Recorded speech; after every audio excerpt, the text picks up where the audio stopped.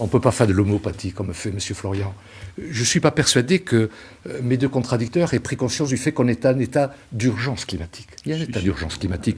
Je sais que le mot vous parle, mais ce qui vous parle beaucoup moins, c'est la réalité et c'est l'option. À vous écouter, M. Florian, j'ai l'impression qu'il faut y aller tranquillement, on a le temps, pourquoi brusquer les choses, etc.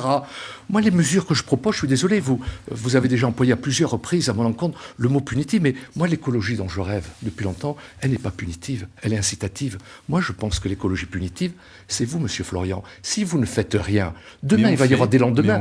Ou si vous faites des demi-mesures, comme un Jalère. Demain, les lendemains vont être horribles. Et l'écologie punitive, vous l'aurez demain. Moi, c'est précisément parce que je veux l'éviter, que je pense qu'il faut prendre des mesures incitatives, fortes maintenant, et que la puissance publique remplisse ses fonctions, qu'elle ne se dérobe pas. Oui, mais quand on vous propose des solutions, c'est jamais les bonnes. Qu'est-ce que vous avez fait jusqu'à maintenant Mais j'étais dans l'opposition. Quand je vous suggère de mettre des arbres plastournis, vous me dites... C'est la seule chose que vous m'ayez proposée. On vous a pas entendu. Donc, c'est la seule chose que vous m'ayez proposée.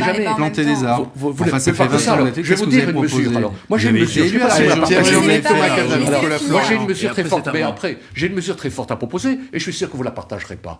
Mais j'ai mon programme que vous avez dû lire, j'espère. Pas dans le détail, je vais le faire. On propose comme mesure urgente, puisqu'on est à l'état d'urgence, vous en convenez, le zéro artificialisation des sols, en disant il faut arrêter de livrer à la promotion immobilière nos derniers espaces naturels. Et la seule façon d'y arriver, c'est pas de l'incantation, etc., c'est de dire, écoutez, nous, désormais, on décide que tous nos espaces naturels sont sanctuarisés. Ça ne veut pas dire qu'il faut arrêter de construire, parce qu'on peut construire la ville sur la ville. Il y a des tas d'urbanisme et d'architectes un peu modernes, je dirais un peu futuristes, qui disent actuellement la ville, il faut la faire sur la ville. Ça veut dire quoi? C'est-à-dire qu'il faut urbaniser sur les zones qui sont déjà artificialisées. Et à Bordeaux, il y a des zones qui sont déjà artificialisées, plutôt que de continuer à construire sur des zones naturelles. Notre richesse, je ne sais pas si nous partageons ce constat, notre richesse dans les années qui viennent, ça sera d'avoir su conserver nos espaces naturels. Même Hubert Védrine, excusez-moi de terminer sur une citation, Hubert Védrine dit « La compétition que se feront les territoires demain portera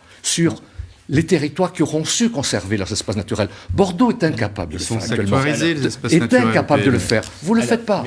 Vous le faites pas.